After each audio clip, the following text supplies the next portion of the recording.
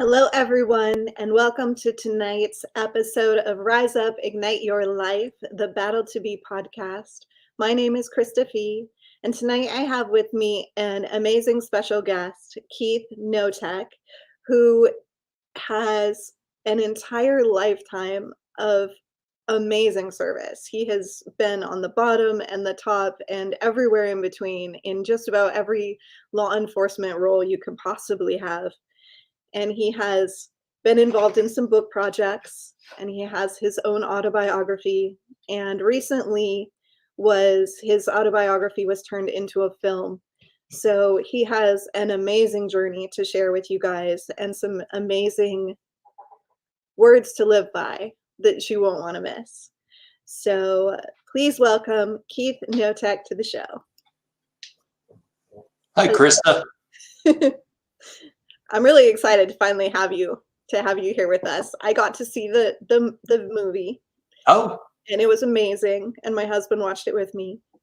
And it was the most perfectly honest representation that I think I've ever seen. And I was really excited to share that with people. Thank you. Tell us about your experience with making the movie before we get too deep into the story.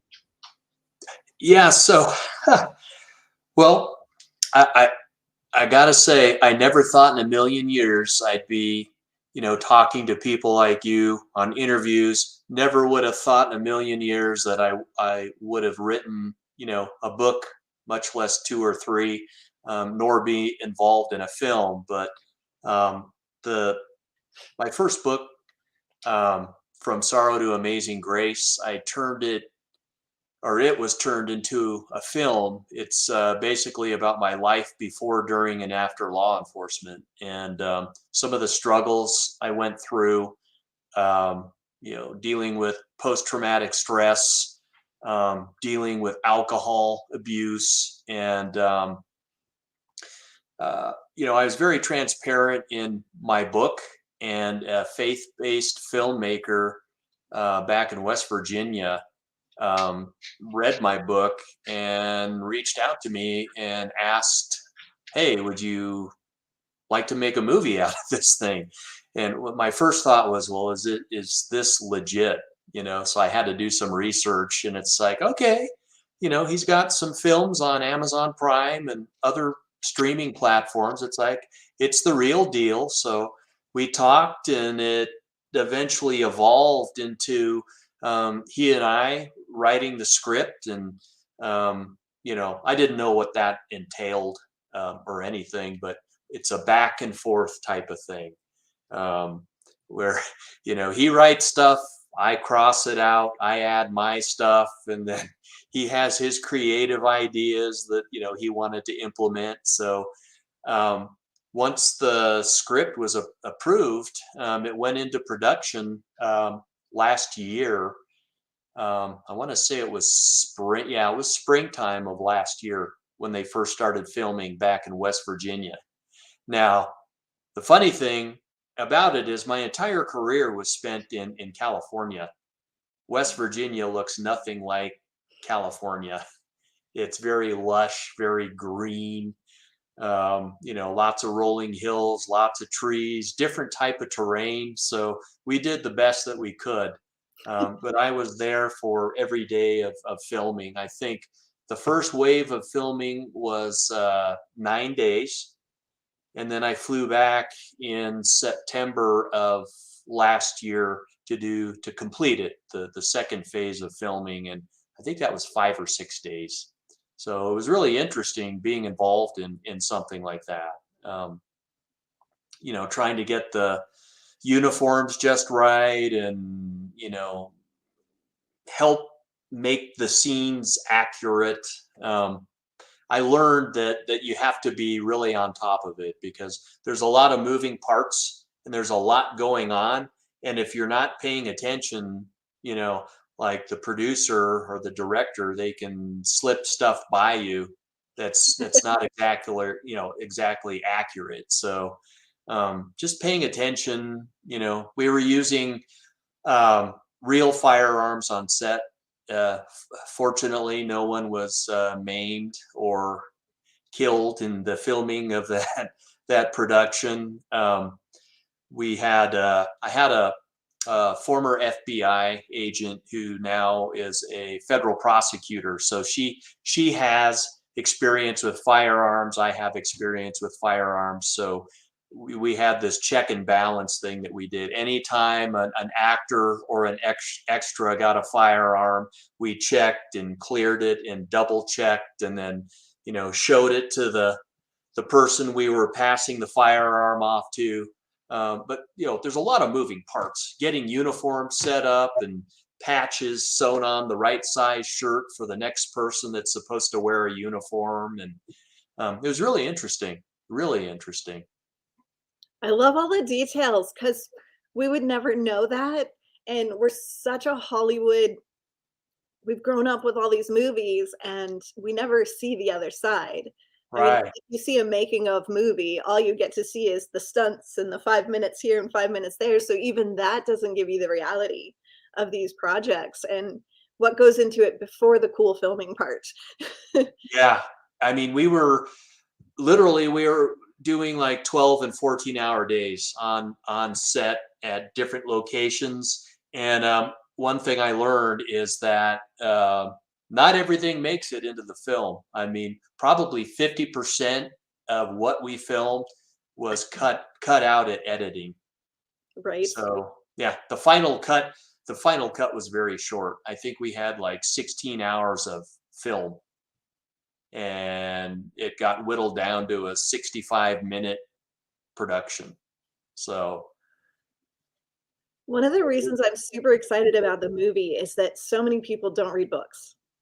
And right. there's so many of us now writing books that now there is some talk. There is a consistency. You're hearing the same stories over and over and over again with we cried out, but there was no support. Or when we did, our brothers and sisters bullied us, or we were made fun of, or we lost our job. Like the truth of it, the consistency of the patterns is visible, but only if you look for it, only if you go looking for those books in those particular categories where film reaches everyone. Hmm. And there's a new interest in police work in the media right now. It's actually a Hollywood trend right now to create movies that depict more intimate police interaction stuff. So to get a real story out there in that mix when people are actually interested in seeing it is going to be so tremendously valuable to the mission and to the conversation. So Absolutely. do you feel that pride and that joy when you see it? I yes and no, actually. To me, it's like it's not a big Hollywood production. We did it with a relatively low budget. Dean Cain had to get paid, of course. He's a SAG actor. There were several SAG actors, on set, and after they're paid, it's like, okay, what's left over goes towards purchasing of costumes and different items for the different sets and whatnot. So we made do with what we had. But to me, it's about the message. That film is all about the message, that you don't have to suffer in silence anymore. In fact, that really in today's, we're getting better, but in today's climate, there's I don't want to say there's no excuse to suffer in silence anymore, because people like you and me and others, many others, are coming out and talking about it now and bringing awareness to it. But that film is all about the message. Um, what I really did when I self imploded a little over 3 years ago was I started reacquainting myself with my spirituality, with my early Christian faith, that I was raised with as a kid, and I tapped into that. And then from there, everything kind of blossomed. It's like, okay, I need to pay attention to the spiritual component of my life, the mental and emotional, social and the physical aspects of my life. They call it the 4 pillars of resilience. And I like to keep it simple. I like to keep it down to the 4 pillars. There are some models that are 6 pillars and 8 pillars. And for me, it's what works is the basic stuff. And that's what brings balance into my life. I love that. Everyone is different. Some people like Yeah, that, like nuanced complexity. I want to, look at all these different things separately. And some people are like body, mind, spirit. right, right. We'll call it good. All those other things fall into those categories anyway. So Sure. they'll be addressed. So tell us, you've already kind of segued there a little bit. Tell us a little bit about your childhood. Did you always know you wanted to be an officer? What was your family life like? What was little Keith like? Little Keith was a goofy little kid. I was raised by a Lutheran minister, and then my mom was a stay-at-home mom until I think I was 10, and then she went back into the workforce. So when I was little, my role model was my dad, and I used to just assume that I was going to become a pastor just like him. And then I started watching cop shows on TV as a little guy, and I became fascinated by it. And then I was hooked. It's like, man, this looks like an exciting job. I can make a difference and all that stuff. And I joined the Police Explorers as a teenager when I was 16 in high school. Started going on ride-alongs and all of that. And I was hooked after that. I knew that's absolutely what I wanted to do, was go into a law enforcement career. So you've Um, never actually known anything else. no, not really. And what's kind of funny is when I was hired at a very young age as a recruit and then a police officer. I was 20 and a half in the academy. I turned 21 in the police academy. And so when I hit the streets with my training officer, I was a young 21-year-old kid with not a lot of life experience. You asked me what was, young Keith like. Young Keith was sheltered. My dad was, again, he was a Lutheran pastor, and I had a stay-at-home mom. So they tried to protect me from the outside world, all of the bad stuff. And when I got out into the mean, cruel world, as a young police officer, I got to experience firsthand, what the real world's really like. And it's not always pretty. Is there something that stands out for you in those early days? What was the first shocking experience for you where you actually went, "Oh, this isn't what I thought it was going to be." Like, "Whoa, I didn't expect this." You know, I there was really nothing off the table. I was a police explorer and then a police cadet. So I, was in a paid position for like a year and a half while I was attending community college. So I worked around and with the police, at a young age, and I saw a lot of things on ride-alongs. I guess like I remember my first homicide. I wrote about it in my first book. It was a lady that was shot with a shotgun she was a maid, a housekeeper, and her her employer that had a disagreement with her. He was drunk. He took out a double barrel shotgun and shot her in the chest and killed her, and she died right there on the kitchen floor. So when we got to the scene, she was in a puddle of coagulated blood. He had let her, die out and bleed out on the kitchen floor while he went out into the living room and drank more for a couple of hours and then decided to call 911. And this was in 86 when 911 was a new thing. I just remember the look on her face. It was like her eyes were like really big. Her eyes were still open. And to me, the expression on her face was like, I can't believe you just shot me. Right. And now I'm dying, you know? So I remember that. I mean, I knew I'd deal with homicides and death and stuff, and horrific car crashes and whatnot. But I think the first time that, I mean, I always knew there was a possibility that I could be involved in a shooting and have to use lethal force. But that actually came 11 years later, 11 years down the road, when I was a brand new sergeant, and I had been promoted for like 6 months prior to my first actual officer involved shooting. Um, and it was kind of shocking at first. It was a foot pursuit of a domestic violence suspect behind a church. Um, I started my career in Southern California and then went up to Northern California. So I was in Northern California at that time, working for the Butte County Sheriff's Department.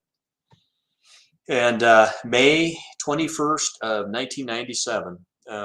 So one of my deputies and I were chasing this guy on foot behind a church and going into a field. Randy, my deputy, was in front of me, and we had our high beams from our cars and our spotlights on the guy, but then he bolted. So now we're running out into the darkness. It's getting very hard to see.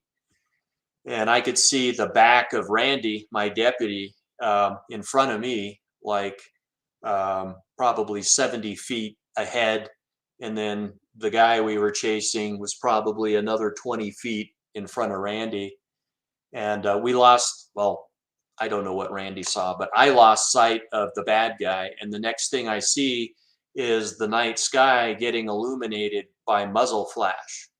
So the guy's now shooting at us, and it's turned into a running gun battle.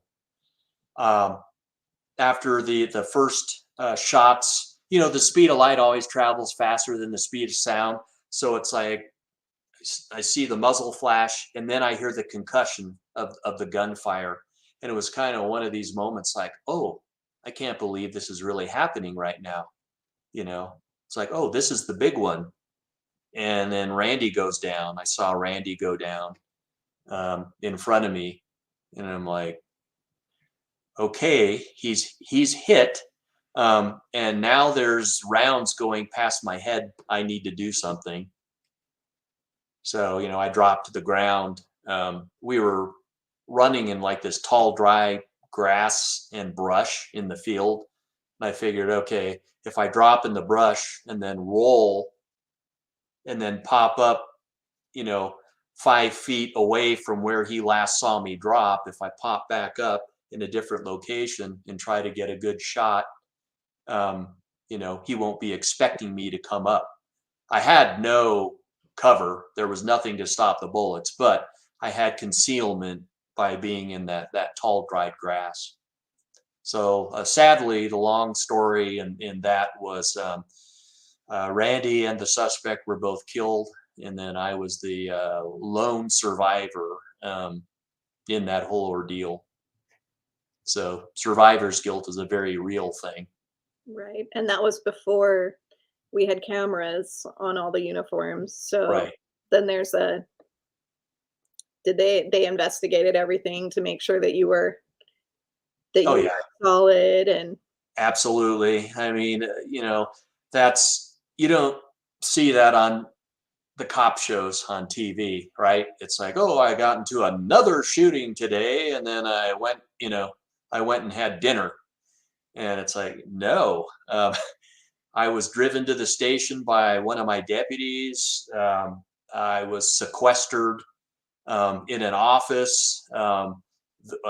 My other deputy that was on the original call with me, this all started at a house, and then it filtered out into the street.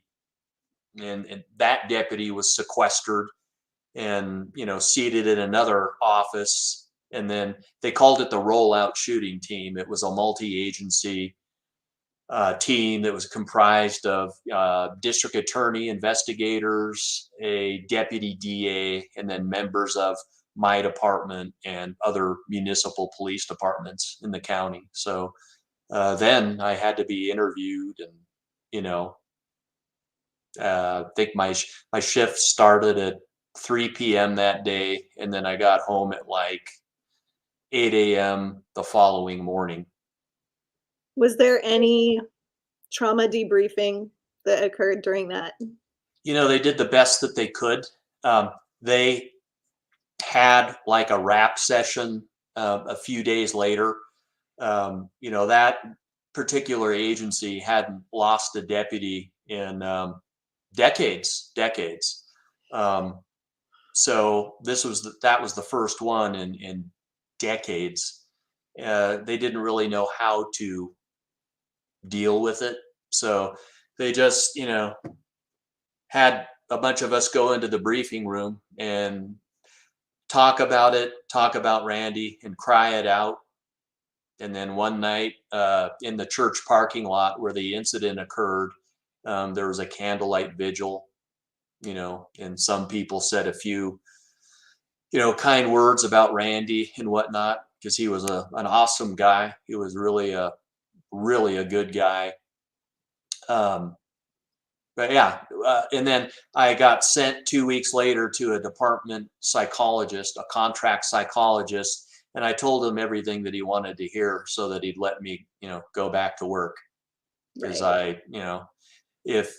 if you fall off the horse, what do? You get back on it and ride it again, right? And that's all I knew. I mean, I started my career at a very young age. I had 11 years into it, and I'm like, well, I'm not going to forfeit my retirement just because of a shooting that I was involved in. So I told the psychologist, yeah, I mean, I'm sad. It's a horrible thing, but I'm ready. I knew that this was part of the job and it could happen, and I was told him everything he wanted to hear.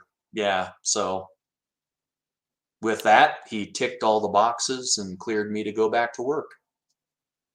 And then, it's the same thing day in and day out, night in and night out. yes. So, was there anything that was really obvious to you? I know I talked to a lot of folks that have been through this journey and they loved Mhm. their jobs and their jobs were awesome and they have 20, 30-year careers and they were struggling most of the time, but they didn't realize until everything breaks. You don't even Mhm. notice there's a fracture. You don't even notice the cracks. There's nothing up until that point. So, did you notice the onset? Did you experience any like this isn't right? This is something's wrong here? What was your experience with that like? Yeah, this is how out of touch I was with my own feelings. Alcoholism's a progressive disease. It's a progression. And when you're working in a career such as law enforcement, you become desensitized by certain things, and then there are certain traumatic events that stay with you forever, but you just kind of push through it. So that's what I did. I stuffed everything down, stuffed it way back into the dark corners of my mind, but it was always there. It was playing like a broken record. And it was a progressive thing where it's like, oh, another traumatic, horrible thing just happened. Stuff it in the back of my mind. It's like, oh, a week later, another one. Stuff it into the back of my mind. So I knew that I felt crappy a lot of the time. Um, and then I was having sleepless nights. After the incident in '97, the first shooting, I was having the PTSD dreams, um, you know, where I'd start to doze off and I'd hear and see gunfire, and then I'd awaken immediately. So that went on for a while, but I just pushed through it. you know Law enforcement was all I knew.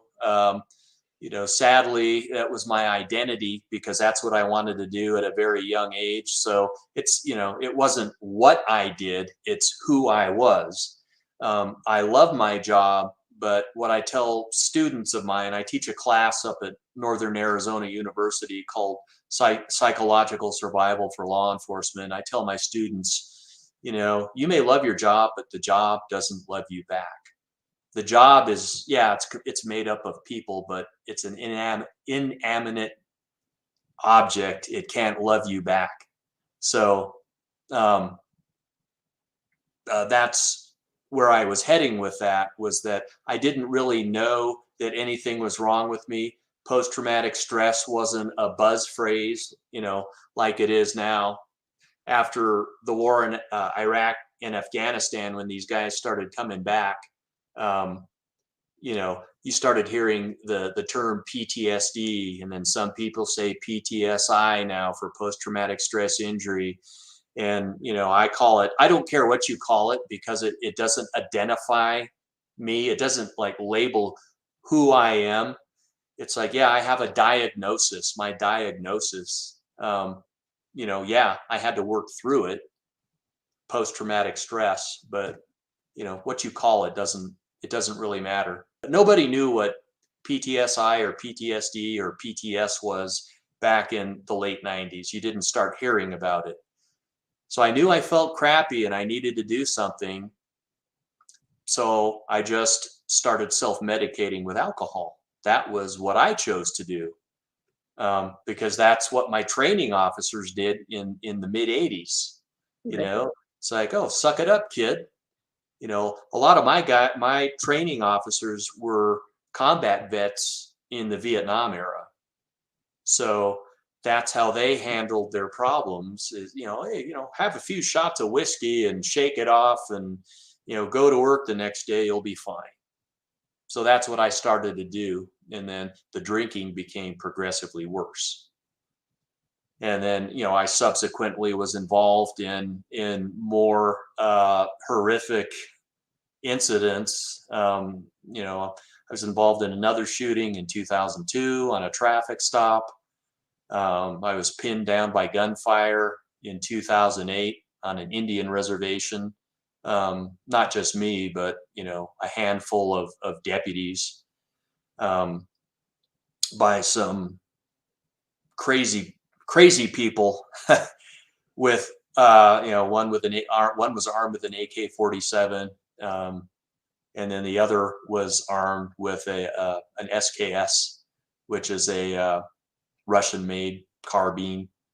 And Putting out a lot of gunfire in a really, really short period of time. Yeah, a lot of that.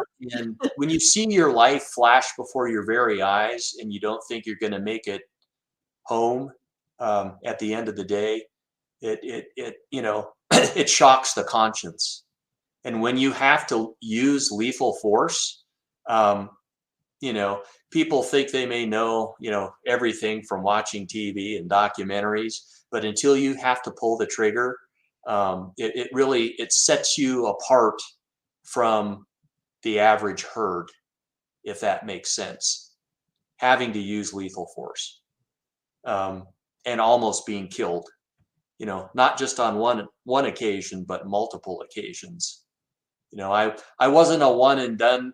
I know guys who've been in a single shooting and they, and I'm not minimizing that, but they just, they can't handle it.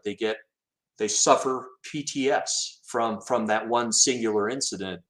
Mine was what they call cumulative stress, where it compounded over a period of not just years, but decades, of doing this type of work and being involved in multiple critical incidents. And then, finally one day in post-retirement, I just couldn't handle it anymore. All my friends seemed to be dying. My dad died 6 months after my dad died. My father-in-law died. Several close personal friends died. And in May of 2019, I was at my wit's end. I was drinking, copious amounts of alcohol I had periods of long-term sobriety, but then, something would happen, a traumatic incident or a death, And then, I went to my old go-to, the bottle. And then finally that wasn't working anymore. And I realized that I needed to make real change, real significant change. And that's when I made a conscious decision to do something about, suffering in silence and about the alcohol. So, I'm living my best life now, That's but awesome. it was a That's long road in getting here. So let's talk for a minute about moral injury, because coming from the religious background that you come from and having multiple experiences with having to shoot at someone, and with that first one that you were essentially responsible for taking that person's life, was that Actually, Randy was the one. gotcha. Randy got some rounds off, and Randy hit him, and then the suspect actually finished himself off with his own pistol. So He's you didn't have to process that. no, That's good. That's good. yeah, But still, in that context, do you feel that your religious upbringing, did that affect the way that you felt about having to shoot at someone? Or no. you give It, it yourself it any of those really judgments? it shocks the conscience, but morally, I was okay. I respect the sanctity of life, but when someone's trying to take me out, you know, uh, Right. I, you know, I'm going to go home at the end of my shift, God willing, and be with my family. So morally, I felt justified. Um, apparently the district attorney's office did too, because if I was in the wrong, I Right. would, I know a lot of the folks that I talk to talk about how no matter how much they had to do it, there's that self-judgment afterwards. What does this make me? Because I have this belief that I'm never supposed to take life, but the reality is that I have to take life to save life. So right, which is the right thing to do, and then they struggle with that guilt and that shame that goes along with that. So sure, I just wanted to I don't often get a chance to bring these topics up to people who may not have an understanding that it's not like you said, it's not like that happens and we just go home at the end of the night and just go to sleep perfectly like a baby and go, "Oh, well, that was an interesting day." yeah, There's so much more depth to the reality of the job and to the experiences, and I really want our community, people who don't know anyone who does a job like this, to have an opportunity to hear the struggles, to hear the depth of pain that exists just doing this work, and the things that you see and the things that you experience. I think it's really valuable, especially in our current political climate where there's a little bit of resistance to following rules and there's a little resistance to respect. And you think, you know, I always try to not to be political and not to, get too deep on those things, but our society is having some challenges, and indeed, it makes the officer's job a lot harder than it has to be. And maybe if more people understand that it's not a power trip, that officers aren't there just they're there to keep the peace and to protect people, and if we all follow the rules, society is a safe place. And if we don't, if we think that we don't have to, it becomes dangerous very quickly. right, So absolutely. it's a needed a very needed role. and and you're human, and that's important. Yeah.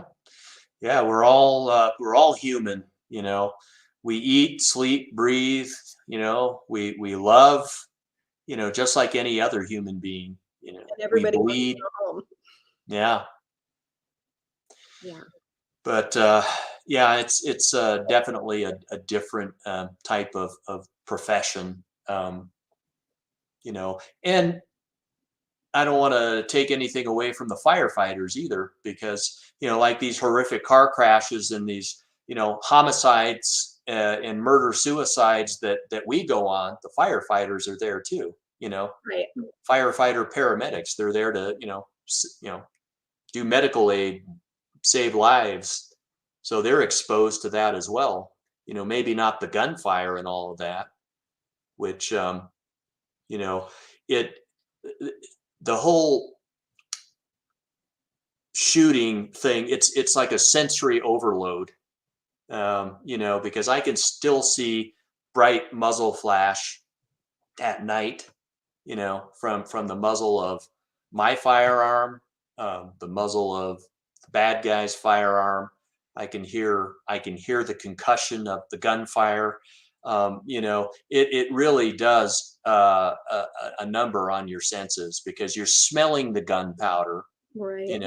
you're hearing the concussion, you're seeing bright flashes, and you're having to make critical decisions with very little time. Um, So yeah, you probably react to like sulfuric, anything that smells sulfury. And like my personal, I worked in an emergency room and did accident scenes and stuff. So for me, it's like pennies, copper, anything that's really coppery will trigger mhm. that, like that it's almost it's time to be in, it's time to be working, that like there's stress, but it's more of a, okay, I'm on now. What do I need to do? Kind of stress. Yeah. And it's the weirdest thing because people think you're like crazy when things like that trigger you, like counting pennies. I can't, don't give me a jar of change and expect me to be able to put them in rolls. Hmm. I can't do it. So Wow. it's triggers are not necessarily what you think they're going to be. Right. So people who don't understand are like, what? What's your issue? I'm like, I'm What's wrong with you, you crazy person? Yeah. this is a really big deal, just can't explain it, just please honor that I say this is something I'm not going to do, I can't do, and there's a really good reason for it. It doesn't Right. have to make sense to you. Just respect this weirdo thing that I have to avoid. For sure. Yeah. So, yeah, post-traumatic stress is such a multifaceted, multi-layered, complicated thing, and when you have a diagnosis, it's just like your job, it becomes an identity. So Hmm. we can break it down to symptoms and just break it down to, okay, what are you experiencing? What's happening in your life that you don't like? And what would you rather be experiencing? And we can address those things one at a time. I think we have a lot better chance of getting to the place we want to be instead of going, oh crap, I have PTSD. Well, that's a life sentence. I'm always going to have PTSD. It's just going to be Hmm. like this. Like there's no Yeah. hope.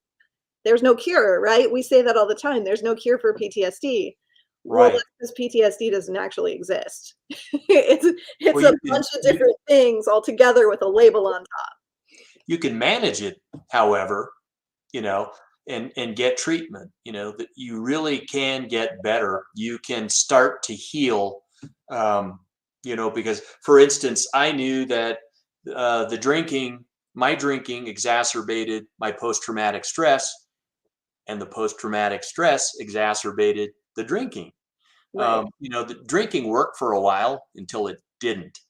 You know, I plateaued and then hit a wall, and it stopped working, and it just made everything worse. It made everything about my life worse. So I have this out of control, you know, post-traumatic stress, and this drinking that's starting to get really out of control.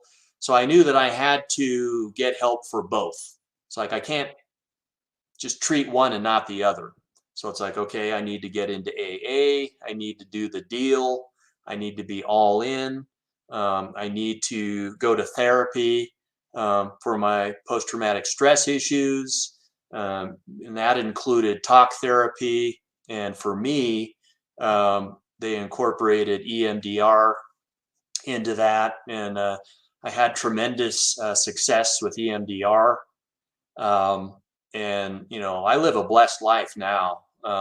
But I am much more self-aware now than I used to be. I'm much more in tune with what makes me tick, and I have the realization that I'm only one drink away from going off on a week-long binge, or if I really do a deep dive into my depression when something bad happens, I'm off on another PTS moment, and I So I learned skills. I have different resources now that I use to, um, abstain from drinking and keep the post-traumatic stress at bay.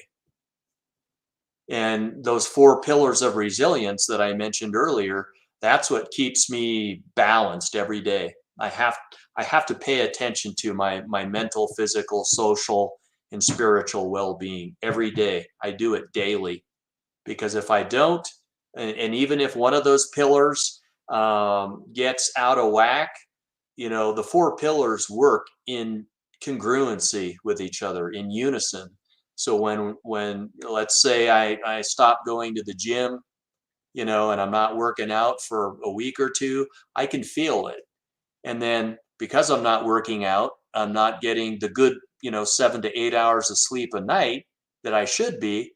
And that's affecting my mental health, the mental pillar, because I don't have the clarity, you know, and it's like a snowball effect.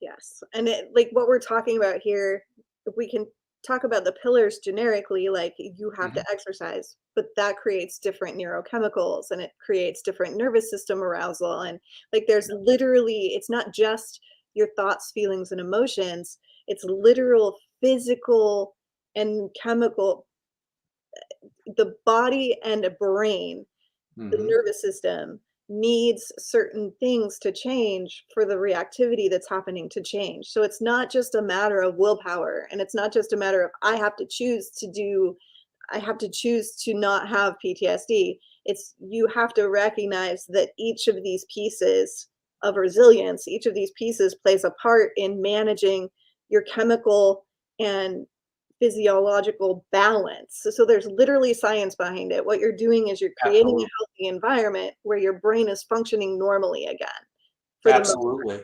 more normally. Absolutely. Yeah. So Yeah. And sometimes, there are those who are diabolically opposed to, getting on medication.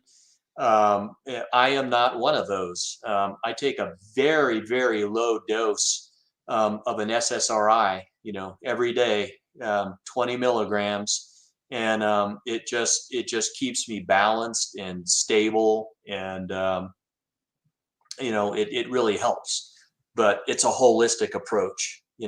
It's a low dose of the med, and then going to therapy. And over a period of time, the therapy is really thinned out. I was going, like, early on, I was going once a week, and then it was once every other week, and then once a month, and now I'm down to about once every 3 or 4 months.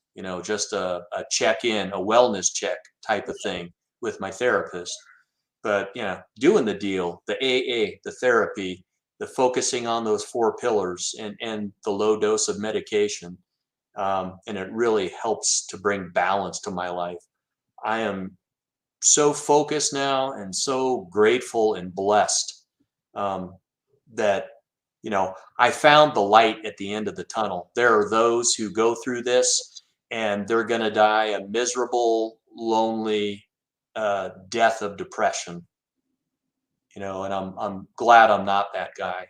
That's why I'll talk to anyone who will listen, if it'll help them. Because if it could help a stubborn guy like me, it might just work for other people too. right. Right. That's why I do this. That's why I do this show. It's because I have the experience. I know what it feels like, but I'm older than I look, but for some reason, most people think I'm like 28 or something. So I don't have the credibility with men. It takes a while to build that trust, and that the Jeep helps a lot. It's a great access point, but I have to get to know you before you open up to me. So Sure. to show stories of strong men who are in the field, who have done these things, who have gone through the process, who can say, it's not one thing that's going to fix you. Therapy is not enough. Right. You actually have to choose to change the way you live your life. And you have to see that there's different layers and you have to address all those different layers. And every day you still have to choose it. You have to choose to live your life in a balanced way, or Absolutely. things go out of balance. That's And right. you're a tire rolling down the hill. So if things are out of balance, that's a really big problem. Oh So yeah. so you Yeah. don't get a lot of leeway to go out of balance because things go very haywire when we get out of balance. But being a small female, it's much harder for me to get the message across to a lot of our folks, especially military Hmm. personnel.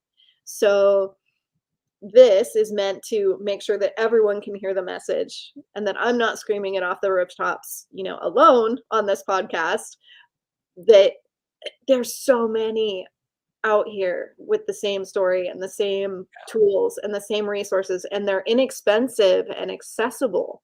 And there's a ton of different nonprofits out here willing to hand you these tools.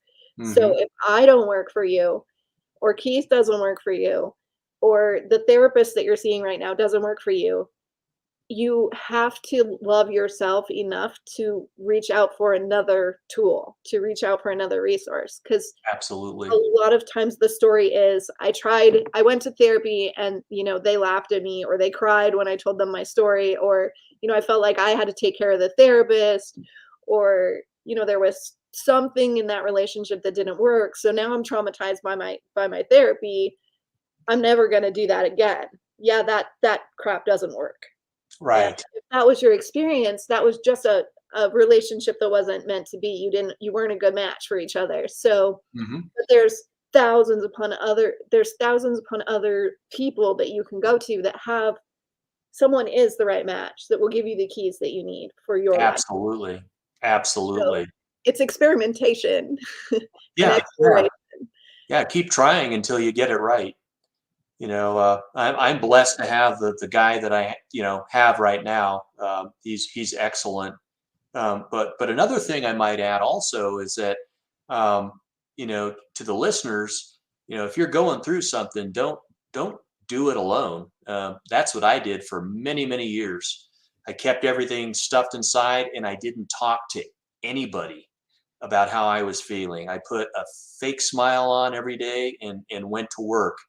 um, you know, reach out for that hand of help. There are people who truly do care, and that's part of that social pillar is, and I teach it in my class, um, is fostering, nurturing, and developing those relationships with the people you care about the most. Your close friends and your family, people who validate you, and cut the crap.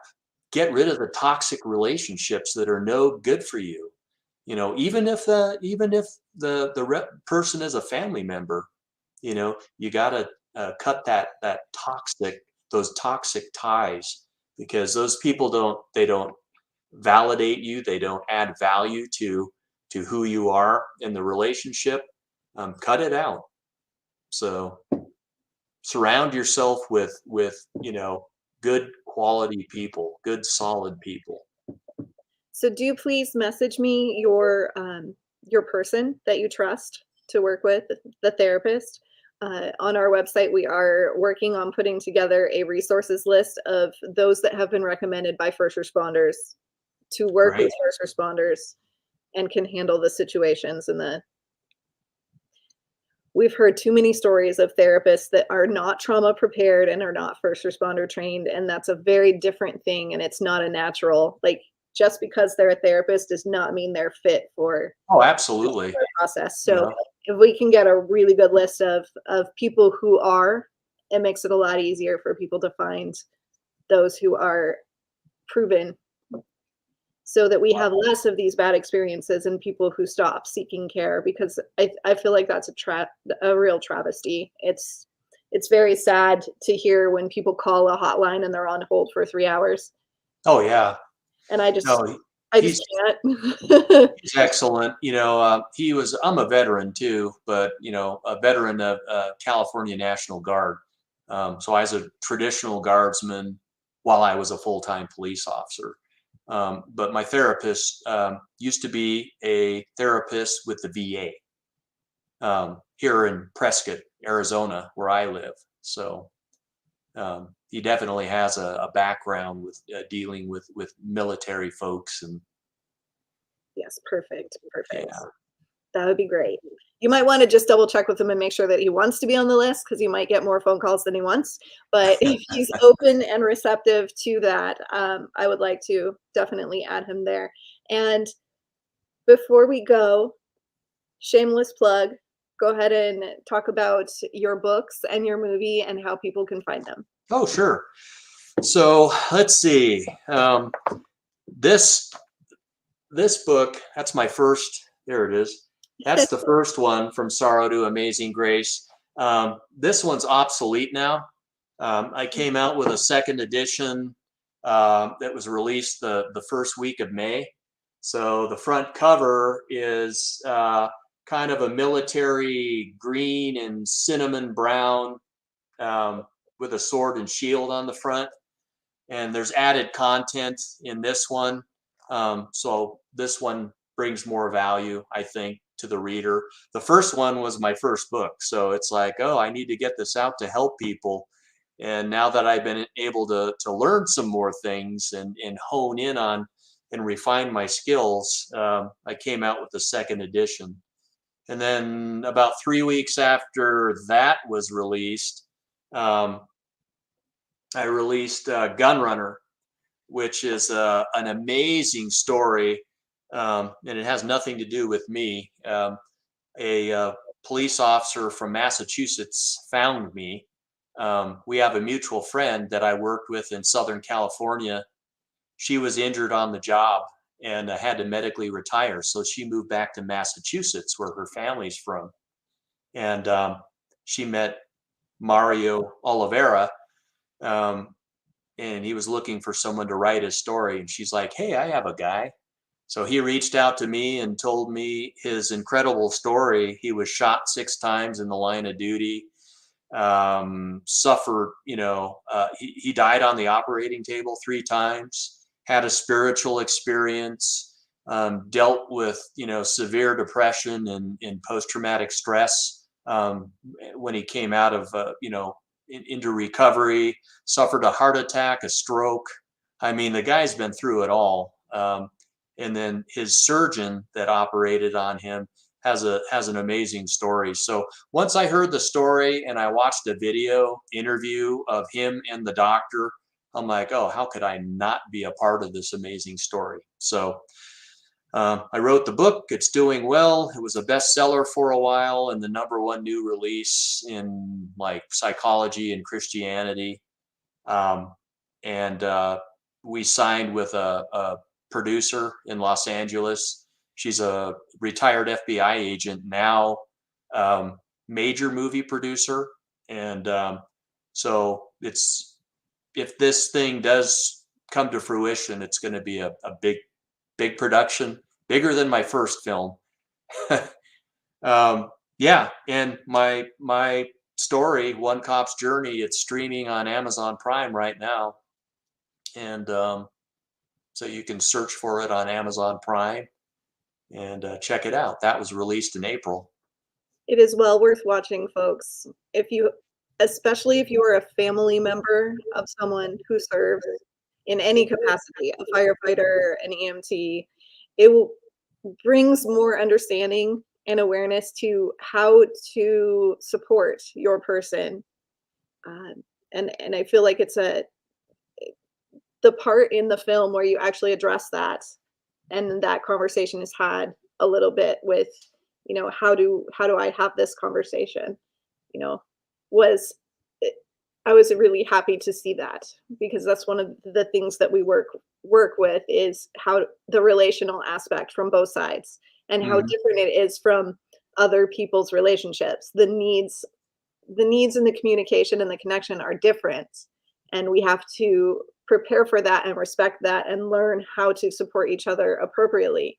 And just to see that starting to come out is very exciting to me. So Yes. I Yes. loved it. I thought it was amazing. And um, if you wouldn't mind connecting me with um, the gentleman that you wrote the book about, I would love to have him on here too. That would be awesome. I'd love for him to be on there. He's So a he's a fighter, he's a survivor, and he's a walking miracle. So I will send you his contact info when we go offline. that'd be wonderful. Is there any last words you would like to leave people with before we? Yeah, absolutely. Um, to the listeners, just know that it's okay not to be okay. But what's not okay is knowing that you're not all right and you choose to do nothing about it. Not good. But there are people out there who are more than willing to offer the hand of friendship and help, and don't let your pride or anything else get in the way. There's a lot of with like the whole Meghan Markle thing and Prince Harry when they first started talking about mental health. There's a big push now within the past few years where people are finally talking about it, and not just in small circles. On the major networks. Like when I was working in the mid 80s, it wasn't cool to be talking about this. You would be viewed as weak, but that's not the case. It takes a lot of courage to reach out. For sure. Thank you so much for being here with us tonight. Just reach out anytime you need anything. I am always here. Likewise, Krista, thank you so much. Thank you so much for being here with us this evening. And please do check out those books. Do watch the movie. It is amazing. And thank you so much for following our podcast. If you enjoy this podcast and you're watching it after the live, there is a button down there that you can push that says support this podcast. Please do that. All the funds from this podcast do support our 501c3 nonprofit organization. And what we do with those funds is our Ferryman Project mission, which we create plaques for families of fallen heroes, especially those who die by their own hand or in off duty, where they are not given the memorial ceremonies. They're not put on the walls of the precincts, and they don't have the big memorial statues outside that have everyone's name on them. So we take our 2020 Jeep Gladiator that carries the names of all of our folks on it, all the way across the country. We deliver the plaques by hand always, so there's that human contact and that connection, so that people feel honored and supported and know that we still care, we still remember, and we will honor their loved one. So we will hold space at memorials that often are for the folks that are on the walls and on the statues. We will be there present, holding space for your loved one who deserves that honor and respect, for the light of their service is not diminished by their cause of death. So please do support us. We can't do this work without you. We are a public nonprofit, so we don't have any external funds other than what you guys contribute to us. And we will continue this fight against the darkness. No one has to fight alone. Have a wonderful evening.